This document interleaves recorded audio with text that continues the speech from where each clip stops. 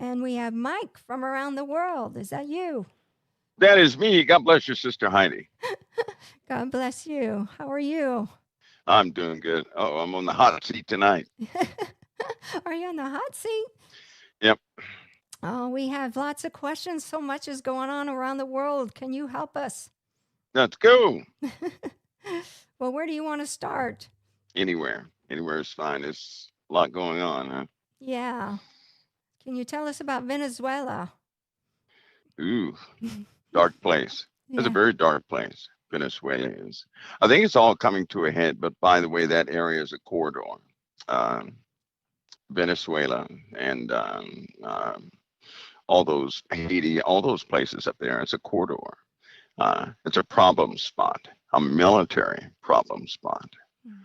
That's where China has a great interest, and of course Panama is near there, um, Honduras, and all these little spots where China interacts and has a pretty big influence.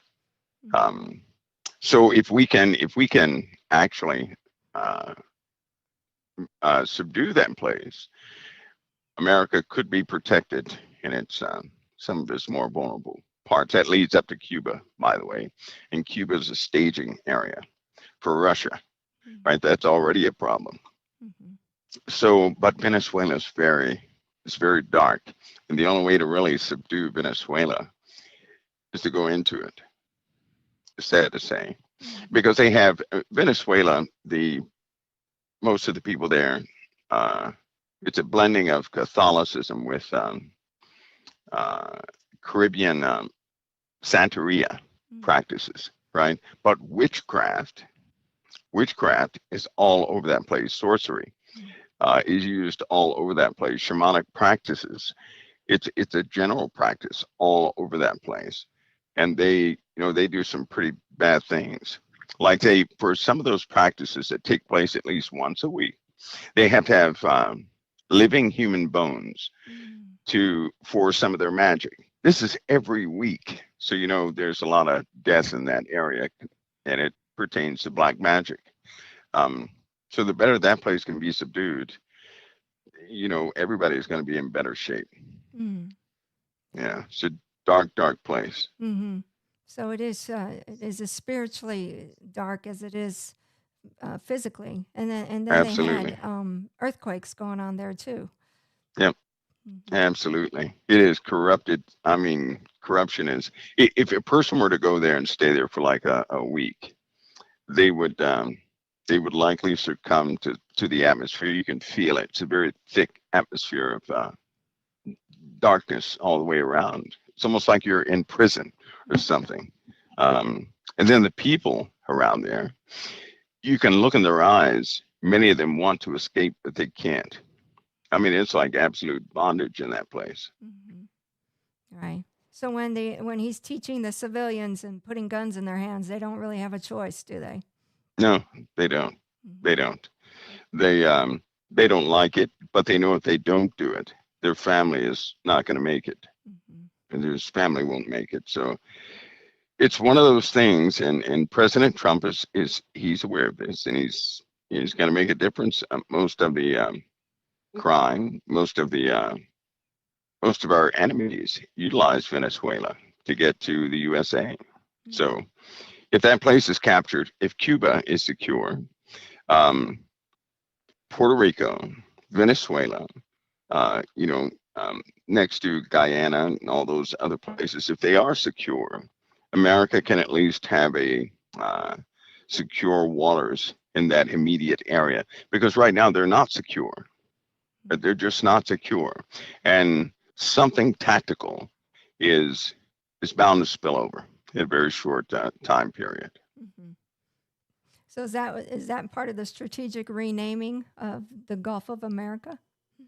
Yeah, it's a claiming actually. Mm-hmm. It's a claiming of sovereign territory. Mm-hmm. Um, because if you think about it, the Gulf, that area has been utilized by China, by Russia, by anybody else who hates the USA, attempts to get soldiers through into the USA. And sad to say, that's what's been happening over many years. Soldiers have actually been entering into the USA. Mm-hmm. through any, not only Mexico, but also Florida. Florida's a big area where people kind of wander into the USA. Um, but of course, that's being taken care of, and it will come. It's one of those situations that it's been ignored for so long. And now that somebody's doing something about it, the sheer number of operatives, I guess you could say, in the USA is alarming. It's alarming. Mm-hmm. Yeah. And so that takes us up. Let's talk about that telecom situation that they stopped at the UN. Yep. Well, first I want to say that was one of a few places. That's ongoing. Mm-hmm. I say that because the equipment that was actually seized, if you look at it, SIM cards, yes. Um, but some of the servers were actually Raspberries, right? Which is a very cheap computer board that you can buy from Amazon and load it up full of software and have it do just about anything you want it to do. Um, some of the radio equipment that was used, they had routers, but those routers were also uh, full of them. They were full of boards that you can buy from Amazon, any place, to put it together. In fact, a 13-year-old could actually build those devices. Um, and that stuff being all over the world, that's not the only spot. It's not like that cost, billions of dollars to do. The average person on a medium salary could do that same thing, given a 3-4 months time. So that problem is likely all throughout the USA, and that's a big suspicion of mine. It's a big worry because I know how numerous. If somebody were to look at some of the transmissions taking place in the USA, you start looking at some of these smaller MCU microcontroller unit devices, transmissions, GLONASS systems, and things that use SIM cards, you find them all throughout the USA. All throughout the USA. They could easily be turned into devices. In a matter of seconds, they could be spoofed or utilized to take down our cellular network. And I think that we've already gone through that. They just did not want to admit it Mm-hmm. when the cell companies went down, right? Mm-hmm. That was the same thing because at the same time the cell companies went down, we had aircraft that also started to go down, if people can recall and match those dates together. So there were certainly something was jamming frequencies of 4G, 3G, and up all throughout the northern hemisphere, basically, essentially. Mm-hmm. But that's an ongoing issue. That's not over. It's not over. It's a vulnerability, and it's one of those things that is we're gonna have to they're gonna have to tackle this very carefully, and it will come with some compromises, but it's going to enhance security because I'll say it again. This is going to lead to the great hack. I'm going to call it the great hack when people in America and Europe and NATO countries, France, Spain, Turkey, all these NATO countries are going to experience a type of digital uh, hacking event in which people will call for biometric devices instead of passwords. Mm-hmm. They're gonna want to get rid of passwords. They're gonna want secure networks because it's going to come with great loss. That's the other problem, right? People are they could potentially lose everything through hacking. And with AI, it can be a type of automated hacking. So it's not a particular person, but a machine with instructions to fight all other AIs to accomplish, some nefarious things. That's the world we live in right now. Um, yeah, and I just saw again UK is coming out with the digital ID. We saw Vietnam. Yep. It was Vietnam, wasn't it, with the digital ID last week? All the Western states or Western countries, NATO countries, Mm-hmm. should be on board with the new network that's coming out. A brand new network is coming out. Mm-hmm. I heard Pastor Paul mention 10G, right? Mm-hmm. One of the primary reasons for 10G is to synchronize Earth-based devices with space-based devices. Space based. Yes, Mm-hmm. we have platforms that are up in space. They're not mentioned. They will be soon enough, but they're not mentioned. Um, and when people find out about those, they'll begin to realize how big the digital infrastructure actually is, but also what's at stake. So it's all going into motion this year. They're doing everything this year. I believe that some of the 5G towers already have some of the modded equipment on them to expand it. So you're in a rush. Mm-hmm. Yeah. So um, it's really quite amazing, actually, when you try to wrap your head around it, It is. because like we're getting to the point that we're all going to be part of everything, right?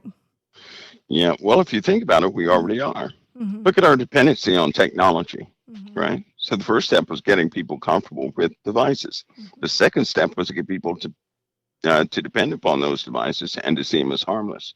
The third state is to integrate those devices into everyday life.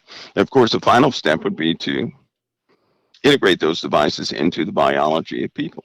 Can't hear. We lost whatever you did. We lost him. You guys, I'm lost. You guys can't hear me? I You're there, but I can't hear you. Oh, okay. Okay.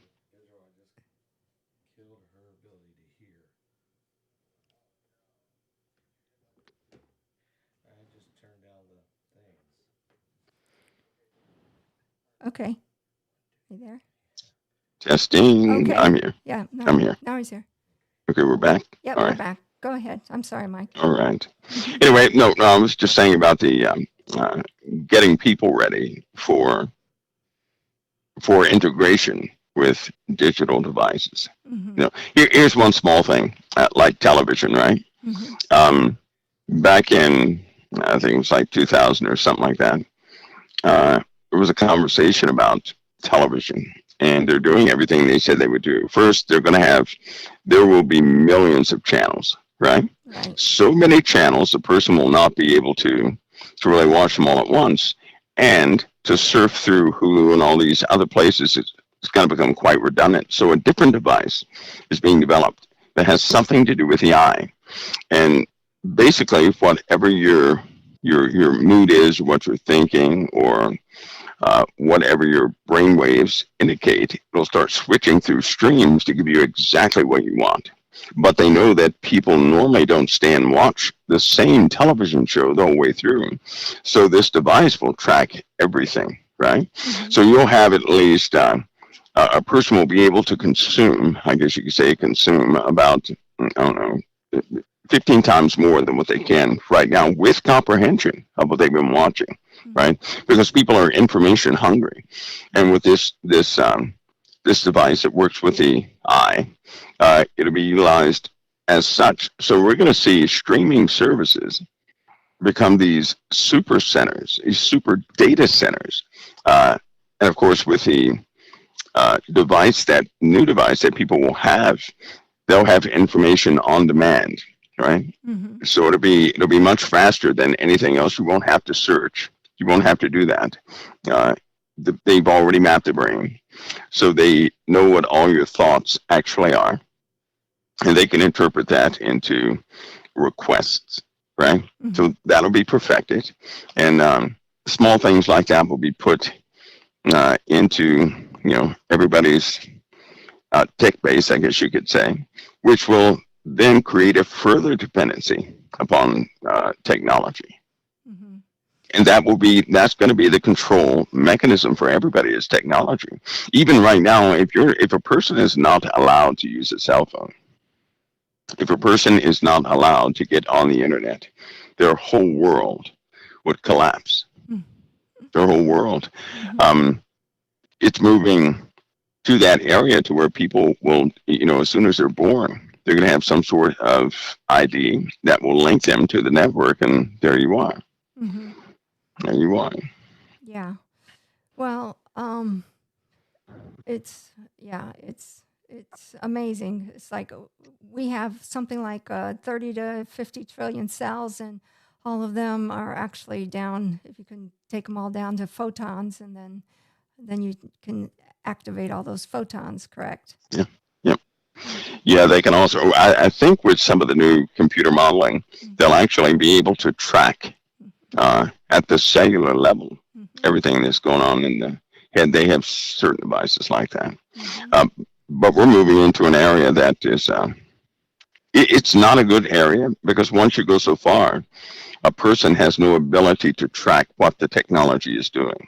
Mm-hmm. Kind of like AI when it writes its own code, and then the original coders have no idea what language it's using, what procedures have been inserted, and they can't do anything about it. So we're in that area. Mm-hmm. Yeah. And AI is amazing. President actually said maybe we should use it at the UN to track all the bioweaponry.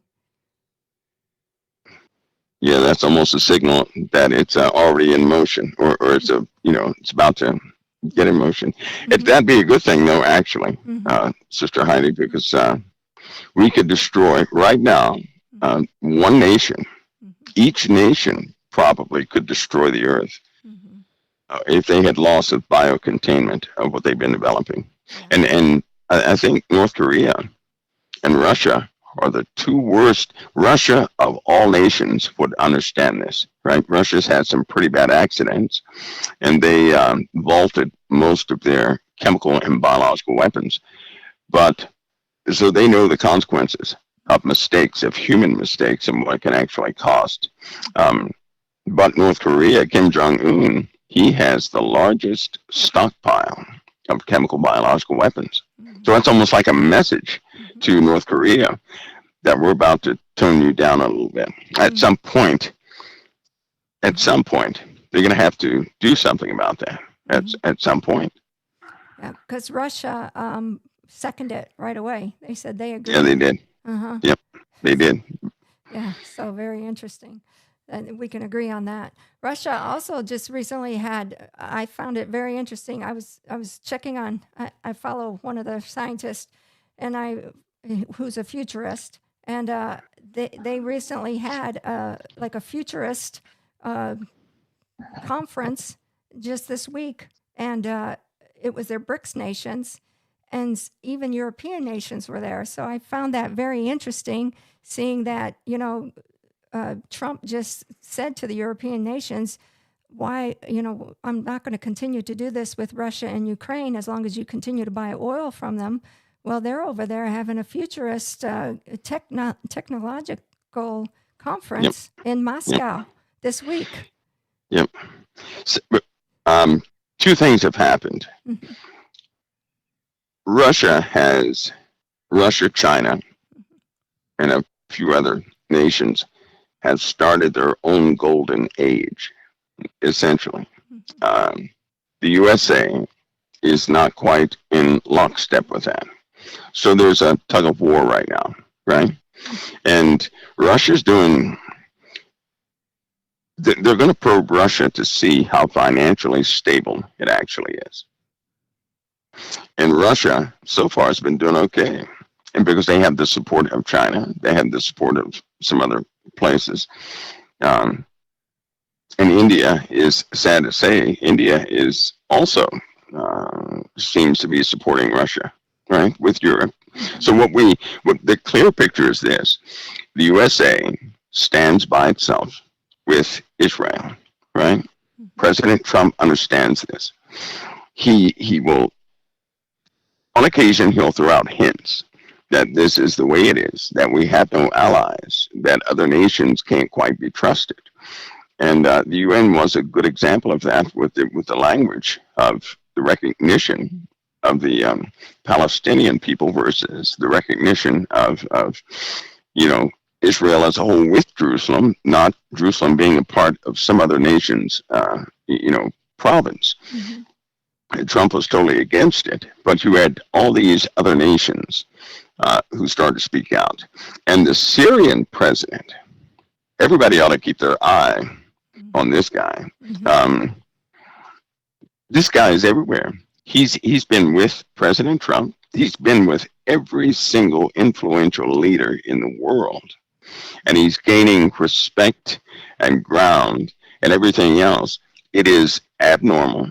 In my opinion, it is spiritual, right? Mm-hmm. Nobody gets that type favor Mm-hmm. without some sort of spiritual influence. And I'm not talking about a good spirit, but Mm-hmm. this guy is doing things that no person with his background should be able to do. No person. But he's making too much. He's gaining too much ground in the hearts of these leaders, including our president. Mm, that's interesting. Yeah, that's interesting in a bad way. This Mm-hmm. guy's doing it fast. Mm-hmm. Yeah, he's not a good guy. Not at all. No, No, he's got a no, he isn't. terrible history.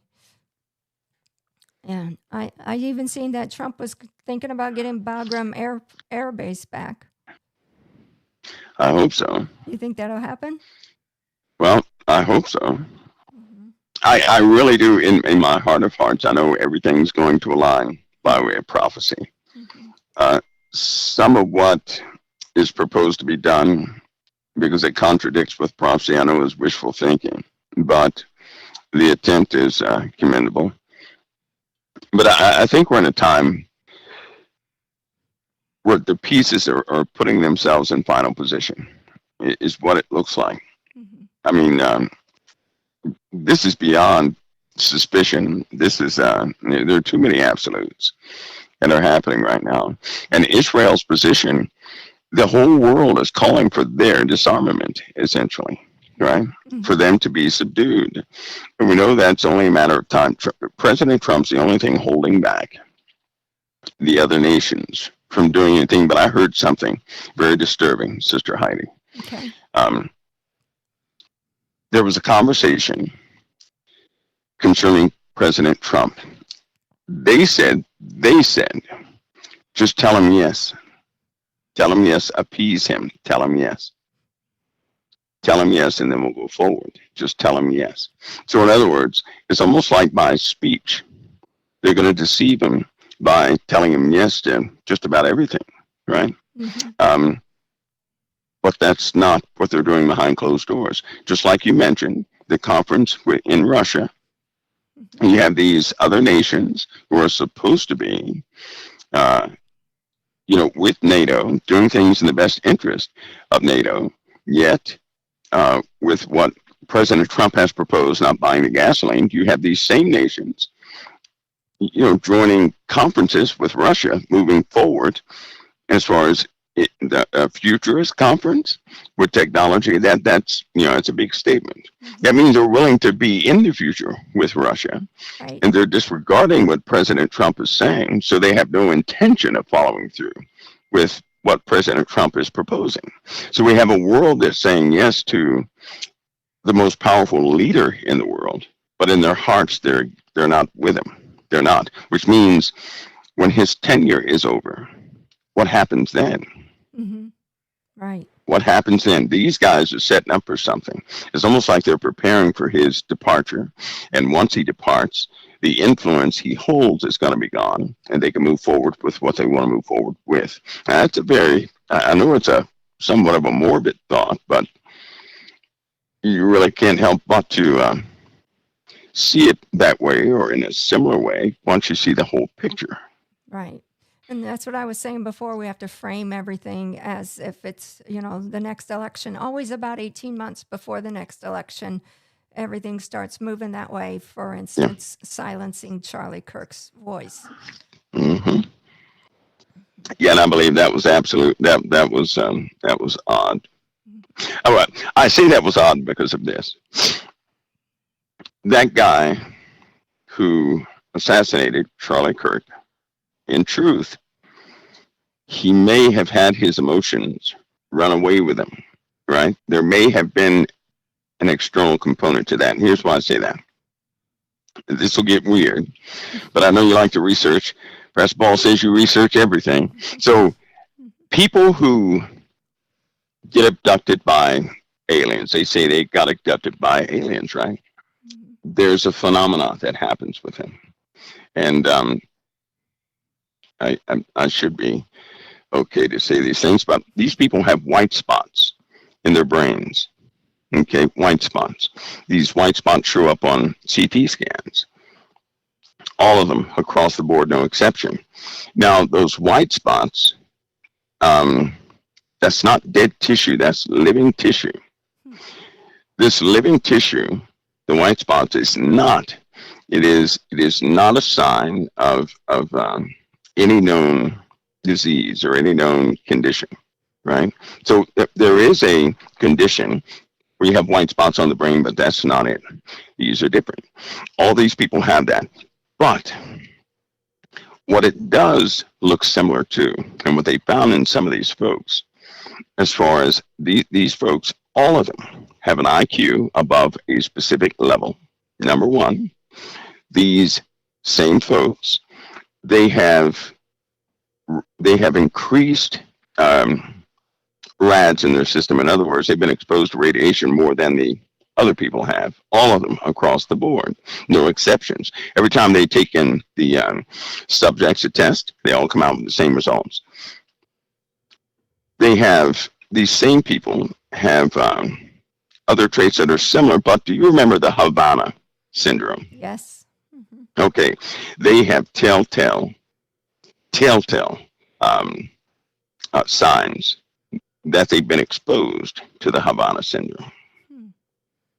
Okay, which is somebody external utilizing some sort of microwave pulse weapon against people to speak directly into their heads. It induces headaches and this, that, and the other. Right. All of these people have the same exact traits, the same exact chemical signatures, biological signatures. That's astounding when everything is so consistent with these people. Hmm. Every time they bring these people in and they get checked out, the same results come out. To those who really claim they have been abducted. Well, the Havana syndrome, it can often people can speak in other people's heads and reinforce it in a weird way, and the person can be activated simply by prompts. Maybe an advertisement prompt, maybe a message, right? Like Charlie Kirk, they could have said, well, they could have drilled that into somebody's head, anybody's head, and then that could have been the prompt to send somebody over the scales emotionally to make them do some things. This is done so effectively, it is spooky, right? And it's so effective that nations have safeguards against that now. Of course, they didn't advertise that, but people can find it. Hmm. I honestly believe that something like that could have taken place with this person who assassinated Charlie Kirk. Hmm. I believe there are external components involved. I believe they're ultimately after President Trump. And I think that President Trump understands that. I think his defense team understands that. Hmm. But it's getting worse, which leads me to believe there's an active attempt to implement some sort of new global standard, right? A global standard that will quickly come into play once certain figures are moved out of the way. And only prayer can halt that. It's not going to be stopped by conventional means. I honestly believe this is a spiritual thing, um, and it can only be stopped by intercession. Hmm. Nothing else is going to stop it. Nothing else. These guys are committed, and they are relentless. Because these assassination attempts, as an example, they will not stop. They're not going to stop.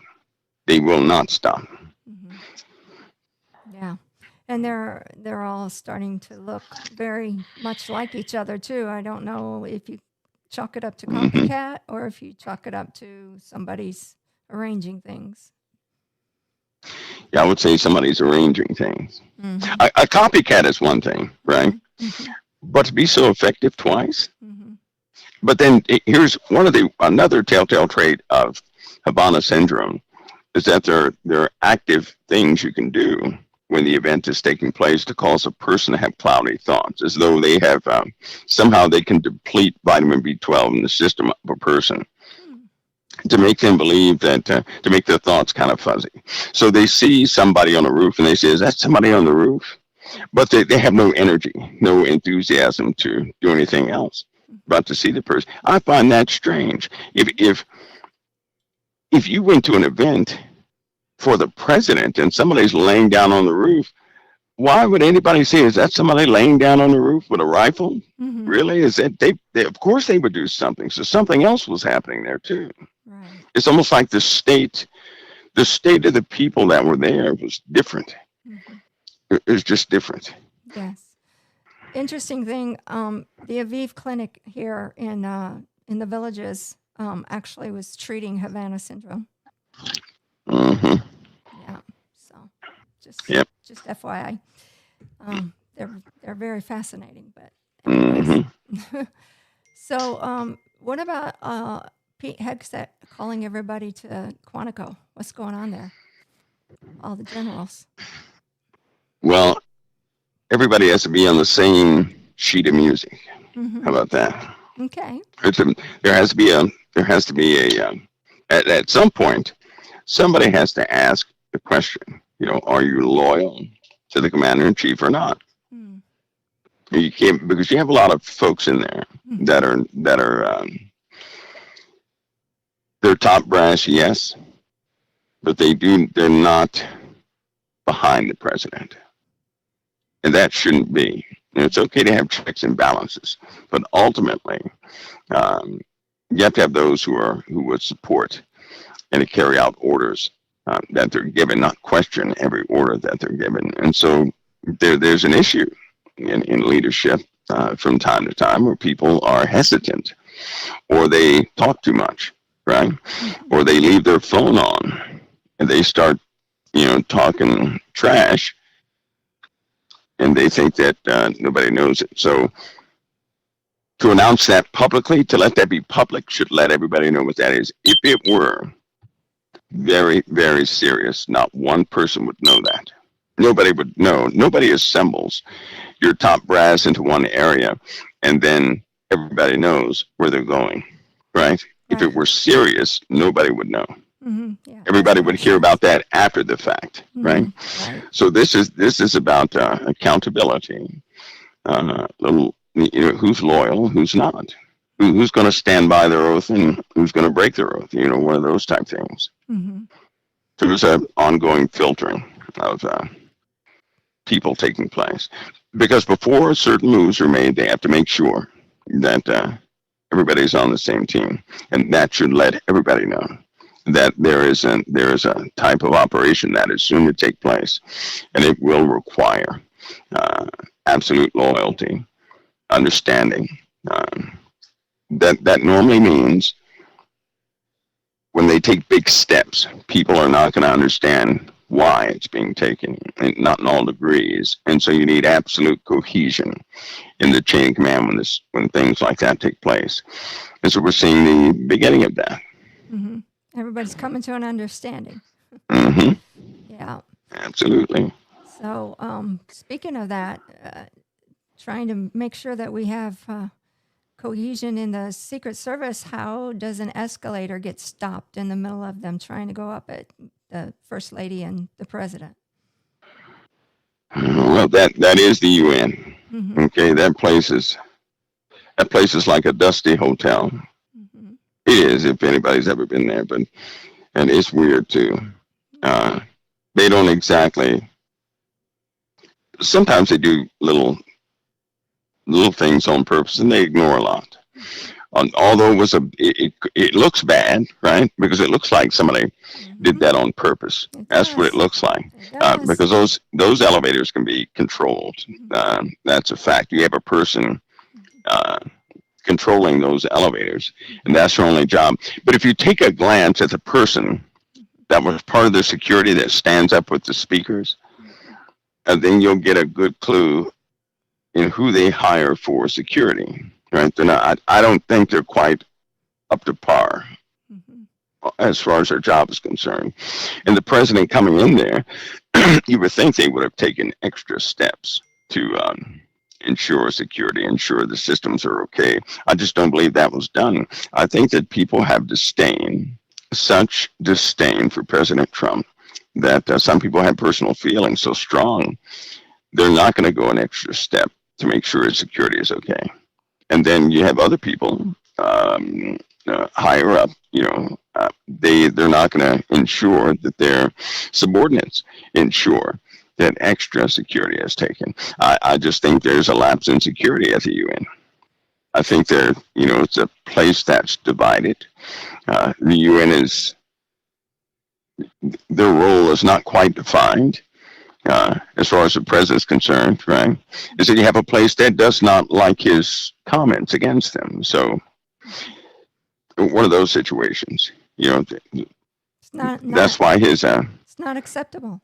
No, it isn't. It isn't. And but they know that. Personally, who can find a good reason for the UN? Yeah. I mean, I know it's humanitarian. As their major, what they end up doing is people pour billions of dollars into the UN, and what they go out and do is provide humanitarian support for other folks. That's all they do. They control logistics, things like that. But outside from that, they argue in chambers, and nothing is done about it. It's a bunch of stacked up paperwork with proposals that stay there for years and years and years. And there's no solution that I'm aware of that ever came from the UN that actually solved anything. Yeah, not good. But anyways, I digress. What about the Gaza 21-point plan that President Trump has? Are we ever going to get the last hostages out? If any hostages are actually left. I had a bad thought. In the Middle East, it's a known fact. There's a tactic of stalling that nations use and terrorist organizations use when there's no chess pieces to negotiate with. Right, so they will hold up an appearance of hostages. But I think that people might want to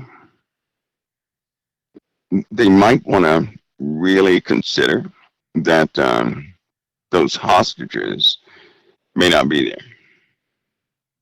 Right.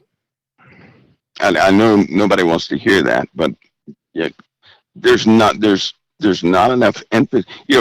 What happened to the cry for the hostages every single day? It died out. Or that tells me somebody knows something, right? And they don't know how to communicate that. So, at some point that's not going to work anymore. At some point it's going to be exposed. And I believe it's soon to be exposed because President Trump is going to demand that either they be turned over or they finally disclose what has actually happened. And he's going to put himself in position. He's going to put some pieces in position where they have no choice but to do that. Because what he's doing right now is he's putting them in controlled hands. They just can't see it. If you look carefully, they're being put in controlled hands. That's what's happening right now. So you have to put the squeeze on some of these folks so they will not give an inch, sad to say. Right. And as far as Hamas is concerned, in my opinion, they'll never get rid of Hamas because Hamas is an ideology of which too many people have, and they they hate the USA and Israel, and that hatred is spreading in the Middle East. It's really spreading. You had teenage kids, young kids, who saw their parents die in what they think was a war, an unfair war. They don't know about October 7th. All they know is Israel mutilated their parents. That's all they know. And so they hate Israel for that. Imagine a child growing up with that type of hatred. Of course they're going to turn into Hamas, right? And so you have millions of kids over there just like that. And they have a hatred. Some of these kids, this is from direct observation. Sister Heidi, you have 9-year-old, 10-year-old, 11-year-old children who right now would blow themselves up. And how do they know this?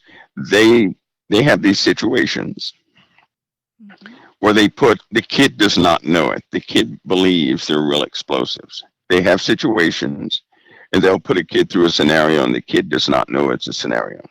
They won't make the child do anything. These kids voluntarily put on an explosive vest and run into places and press the trigger, right? Because some of those triggers are like claymore triggers. Some are like strings that you pull, but they do that voluntarily Mm-hmm. just to see if they would do it or not. And there are too many kids who would voluntarily blow themselves up and everybody else Right. out of the for the sake of hatred. They're not doing it for their deity. Mm-hmm. They're doing it out of hate, and that's what makes this era different than any other. These kids are not doing it for Islam. They're not doing it for Allah. They're doing it out of pure hatred for Israel. Mm-hmm. We're in a different time. Because we've had more bloodshed than ever. hmm We're in a very different time. Mm-hmm. Yeah, we were talking before you got on here about, you know, Gaza. It was one of the five kings. It's an ancient place, Yeah, yeah, you know, and so there's ancient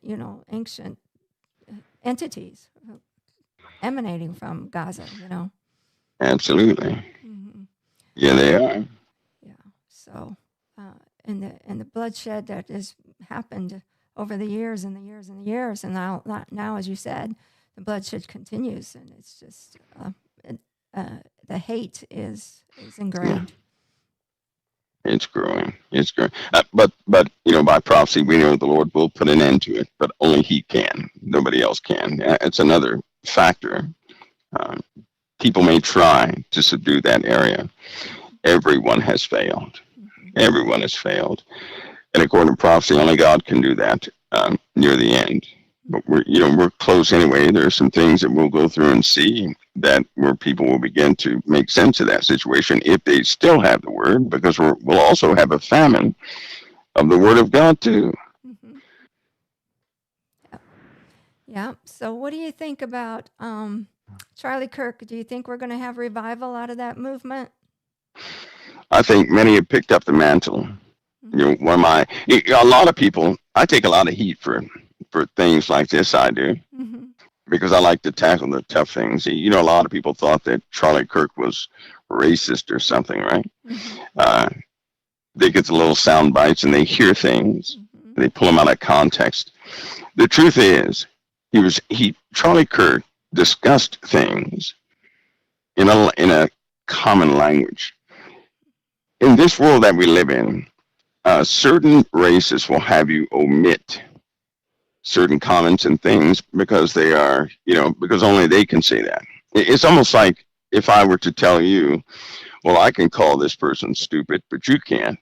Mm-hmm. Don't you do it, right? Something like that. So Charlie Kirk kind of went right down the middle. So he would actually utilize the terminology that was utilized, not in a racist way. He would do that in a racist way, but he was doing that in a responsible way. If a person breaks into a store and they steal stuff over and over, right? Then what are they? They're not an upstanding citizen, right? Mm-hmm. That's actually somebody who's that's a criminal essentially, right? Mm-hmm. So he just called him a criminal, right? And they found that offensive. They pull out these sound bites and do that. But his points and his what he was actually doing, feeding into young children and inspiring young children about Christ, they're picking up the mantle. Mm-hmm. Yeah. Yeah. So far, so good. Mm-hmm. So, his wife, she's got a whole lot ahead of her, and of course, the children, have the rest of their lives ahead of them, So, I thought it was amazing that you have kids of all races who listen to Charlie Kirk, mm-hmm. but one of their number one comments was, "He's the reason I gave my life to Christ." Mm-hmm. Yeah, that's huge. Now that's very huge, Mm-hmm. and you're talking about all races across the board. So they'll pick up his work. They'll continue his work Mm-hmm. and continue to go forward. Mm-hmm. They'll do their thing in their time, but his work will it's not going to stop. He was actually trying to liberate people from these these these old systems that people build to imprison people in, right? Uh, Having people, like a lot of people used to believe they would have to agree with certain things. And he told them, no, you don't. You don't have to agree. You don't have to go along with that. Go along with your faith. Because let's go ahead and face it, there have been a lot of people who come in this country who do not regard Christ. They do not regard anything in the Bible. In fact, they hate the Bible. And a lot of these policies that were beginning to come forward were inclusive policies for people who hated Christ. Well, this country has a Christian foundation. There's no other foundation for this country but a Christian foundation. And he reiterated that over and over again. And all these people who came up attempting to deny that, wiping away history to deny that, he put that back in perspective. That's what they hated. They hated it because he stopped some of the spiritual nonsense that was coming from so many different places. That was a true hateful reason, right? Because you have people out there right now who are they're just terribly racist or terribly mean, and nobody says anything about them.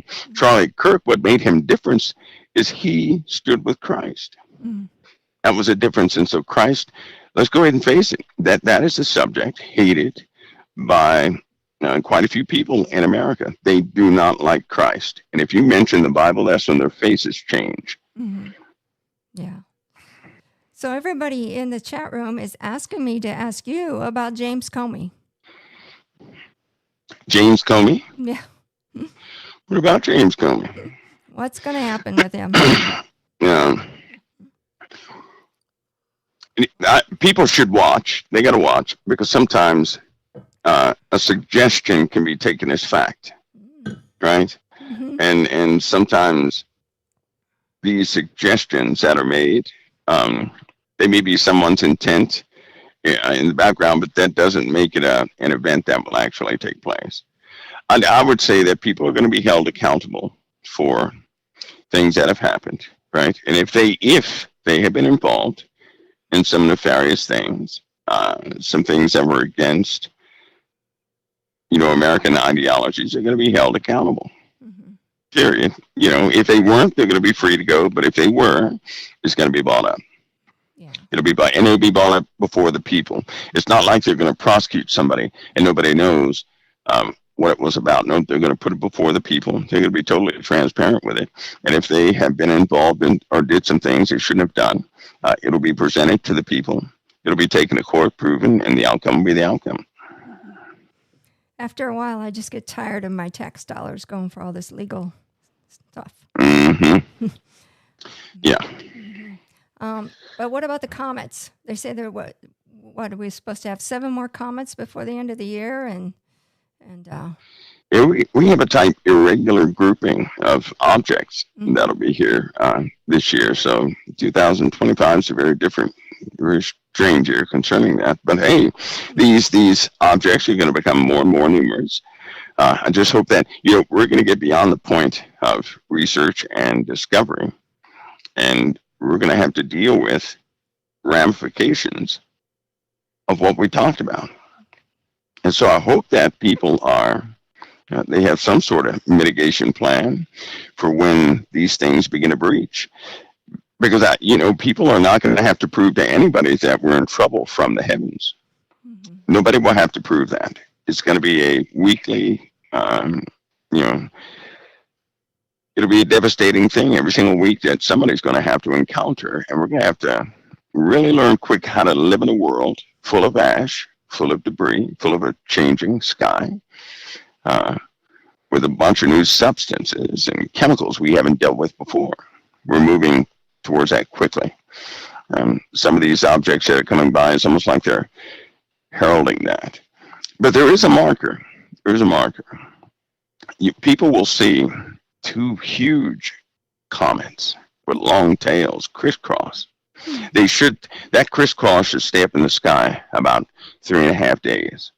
Almost exactly 3.5 days. Can you imagine that, seeing two comets with crisscross tails in the sky for about 3.5 days? Think that'll be a sign? When are we going to see this marker? Well, that conjunction is coming quickly, and these two objects are coming from two impossible places. They'll come from two. I bet you I'll below. He'll see one and see the other, Mm-hmm. and he'll likely be the one that say they come from two impossible directions, two impossible places. Mm-hmm. So Because there's some areas we normally don't get anything from. are they interstellar? Stellar? Is that what you're saying? Yep. Yeah. Yeah, they're not local. These are not local. But I'll tell you something. The government is sad to say, but they have their black projects, and they don't share anything in that realm with any public entity. They don't. They recruit from colleges. But they do not share with colleges. They don't. That should have been painfully evident with some of the arguments that Avilo brought forward, right? Mm-hmm. And some of these other guys that are speaking about some of the UAP phenomena. Mm-hmm. They don't like to share. So it's almost like everybody's on a different sheet of music. And on occasion, there are people who get to see all types of information from all sides, and they can put it together. Mm-hmm. On occasion, that happens. Mm-hmm. So what about the comet, the obvious comet, what is it, 3I? I hope they catalog it. Mm-hmm. I hope they get to learn everything about it. Here's why: if we have nations, here's a grounded reason why we have nations that don't exactly like us, right? So it would be good if we could identify all types of things that fly in space so that we don't misidentify something, right? Mm-hmm. And the more we know, the better we're going to be able to identify and mitigate any type of activity up there that shouldn't be up there. We have a lot of satellites up there. There are a lot of space-based platforms in space. I mean, it would blow your mind how many space-based platforms we actually have up there. Elon Musk, his is like mid, call his I don't know, lower altitude objects, but in the higher altitudes, we have a lot of stuff up there. Mm-hmm. A lot of things that people would be shocked to know that we have up there. And the more we can identify, the faster we can react to things that are truly unidentifiable, or things that could, hurt us in the long run. Mm-hmm. Yeah. In fact, I was studying out, like I said, one of the Russian scientists I've been following, and they have these nano libraries, which I knew that they took the nano Bible and put it on the Bear's sheet. The rocket that went from Israel. But apparently they have all these libraries all over space and deep Earth, and deep within the Earth in several places. So that's quite fascinating. Mm-hmm. Or they call them the authorization, or the rites of passage text, I believe they call them, or something like that. Mm-hmm. Incantations. Some of them have incantations. It's the reason why they name certain spacecraft. They put certain symbols on them as a rite of passage. Mm-hmm. So you're dealing with the ancient world. Something of the ancient world goes on everything that flies. Mm-hmm. Now that's interesting. Mm-hmm. Anything that flies, you're going to have ancient symbology on there. Mm-hmm. Yep.